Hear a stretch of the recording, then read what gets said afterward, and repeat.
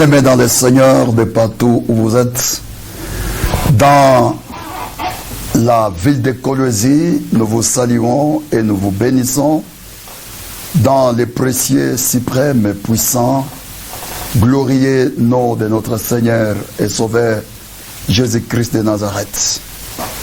Et vous êtes dans votre chère émission, les sons des cloches. Et en face de vous, c'est votre moindre serviteur, l'apôtre Bethléem Simon Zongwe. Nous vous aimons, voilà pourquoi nous vous avons apporté de la part d'Éternel une révélation ou une clé pouvant vous amener très loin, vous rapprocher plus du Seigneur Jésus-Christ de Nazareth, qui est la clé de David, c'est-à-dire la source de ce dont vous attendez de la part de Dieu. Aujourd'hui, nous allons partager une expérience avec notre bien-aimé David. David, le roi d'Israël, le berger du troupeau du Dieu vivant. Et sans pour autant tarder, nous allons prier. Dieu Tout-Puissant, au nom suprême de Jésus-Christ de Nazareth, nous te rendons grâce pour la vie et pour cette opportunité.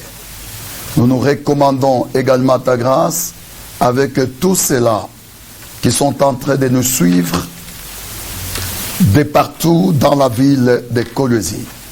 Nous te prions de nous rendre ce soir d'une onction spéciale, fraîche et disponible de la puissance de ton Esprit Saint, afin que nous puissions parler de ta part pour le salut, la délivrance de ton peuple, pour la croissance et la prospérité de ton Église, qui est ton corps.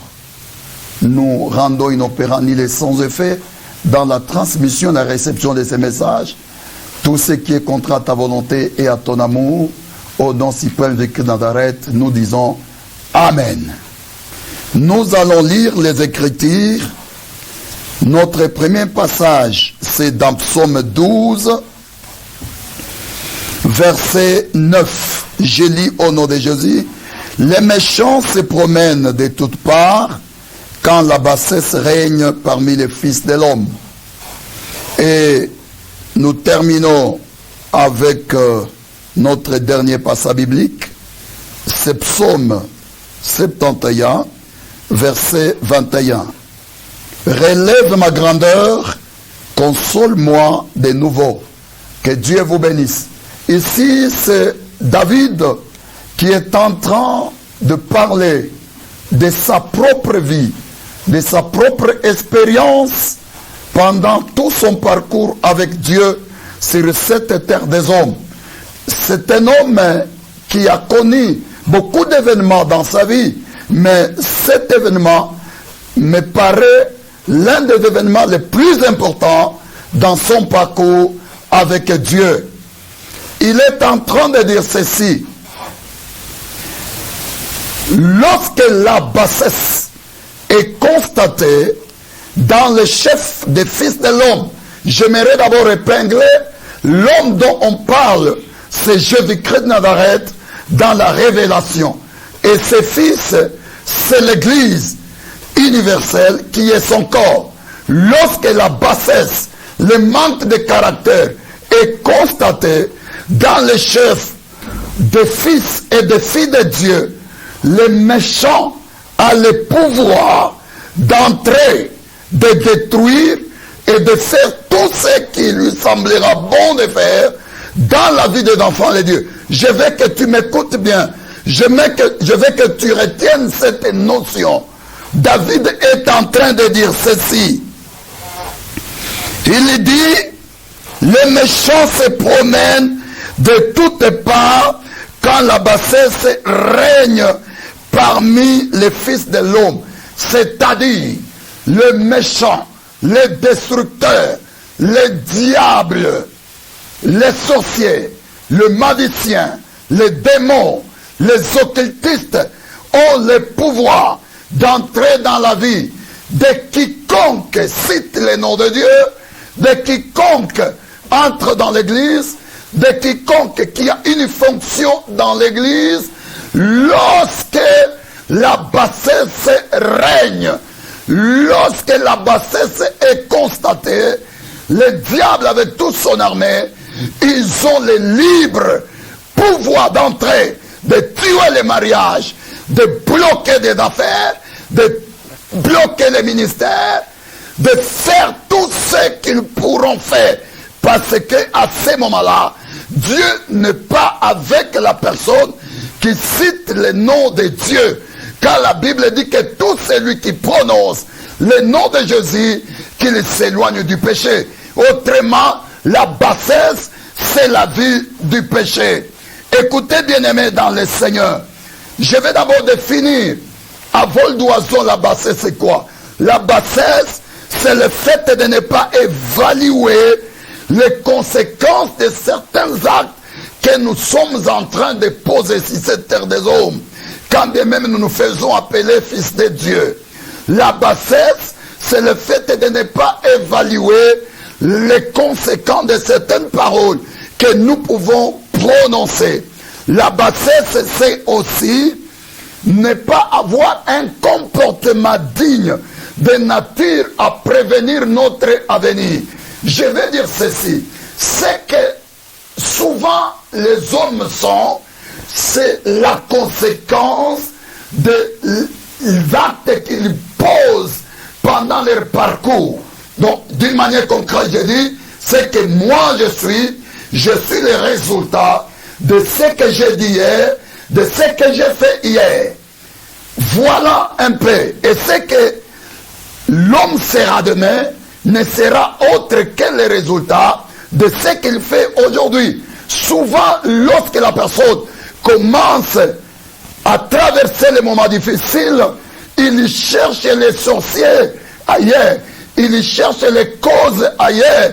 Cependant que la Bible dit, c'est que l'homme aura semé, il les moissonnera. C'est-à-dire, dans le futur, nous sommes obligés, obligatoirement, de vivre les conséquences et les résultats que nous faisons aujourd'hui dans les ministères, dans les affaires, dans les mariages. Combien sont des gens, pendant que je vous parle, qui pouvaient déjà faire 20 pas, 100 pas, 1000 fois, 1000 pas dans les domaines où ils sont, mais ils sont encore à un pas et à deux pas.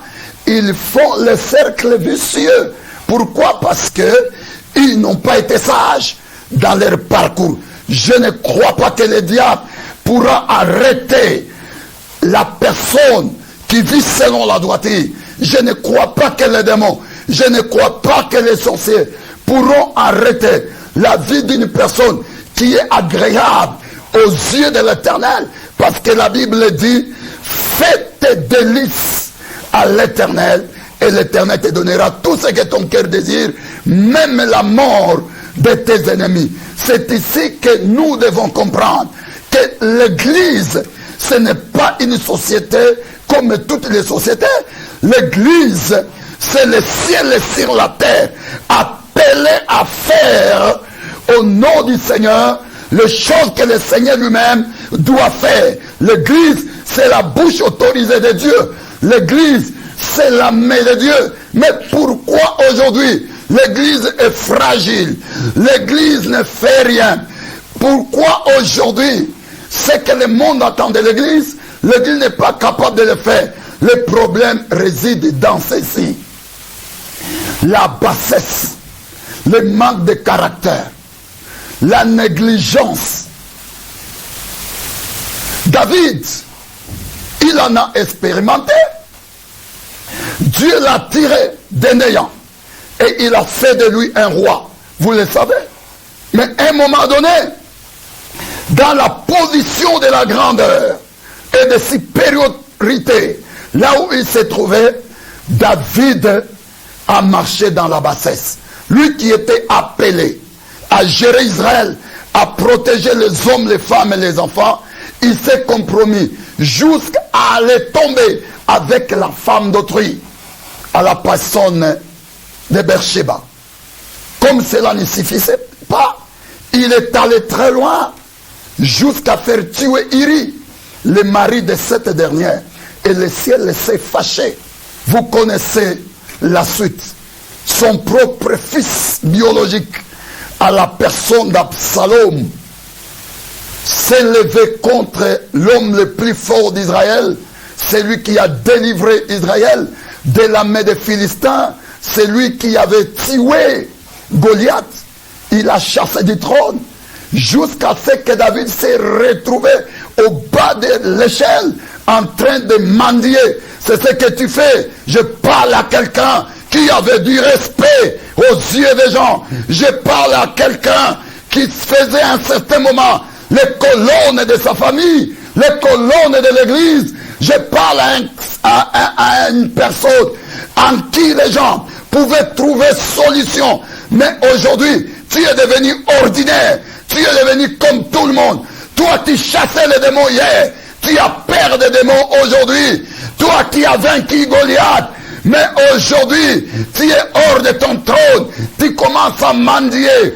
Toi qui nourrissais les gens, tu es devenu mendiant. Pourquoi? Parce que tu n'as pas compris. Tu t'es comporté à un homme ordinaire. C'est ce qui fait qu'aujourd'hui, nous parlons beaucoup dans les églises. Nous faisons de longues prières. Mais la bassesse est constatée dans notre chef. Les démons ne nous craignent pas. Les démons sont en train de nous acculer jusque dans nos chambres. Voilà pourquoi David s'était rendu compte de l'état malheureux où il se trouvait. Un jour, il s'est relevé. Il a dit, relève ma grandeur, console-moi de nouveau. Qu'est-ce que cela signifie? Cela veut dire tout simplement, restaure-moi, rétablis-moi. Je dis à quelqu'un, c'est encore possible que le Seigneur puisse te rétablir, puisse te remettre dans tes droits. C'est encore possible, car la Bible dit, si mon peuple, sur qui mon nom est invoqué, s'il se répand et cherche ma face, je pardonnerai son péché et je guérirai son pays. Je crois ton humiliation, je crois ton esprit de repentance. Voilà pourquoi, si tu étais malade à cause de la bassesse, sois guéri au nom de Jésus-Christ, parce que tu es revenu au Seigneur. Si tu as perdu du travail, que le Seigneur te redonne encore du travail, parce que tu es retourné au Seigneur. Je ne sais pas entrer en détail, mais je dis à quelqu'un ce soir qui a reconnu son péché, qui est revenu à Dieu, sois restauré dans le ministère, dans ta santé, dans ton mariage, dans tous les domaines possibles de ta vie, là où tu es tombé. Au nom du Seigneur Jésus de Nazareth, dont nous appelons l'Église à revenir à la sagesse, à revenir à la crainte de Dieu, à avoir du caractère, à ne pas marcher comme tout le monde. Que Dieu vous bénisse de partout où vous êtes, au nom de Christ de Nazareth. Je prie, Seigneur, que ta main pleine de grâce puisse toucher tout celui qui nous a écoutés et puisse lui accorder la solution à son problème. Que Dieu vous bénisse. Nous allons nous revoir les samedis prochains à la même heure. Au nom de Christ de Nazareth. Amen.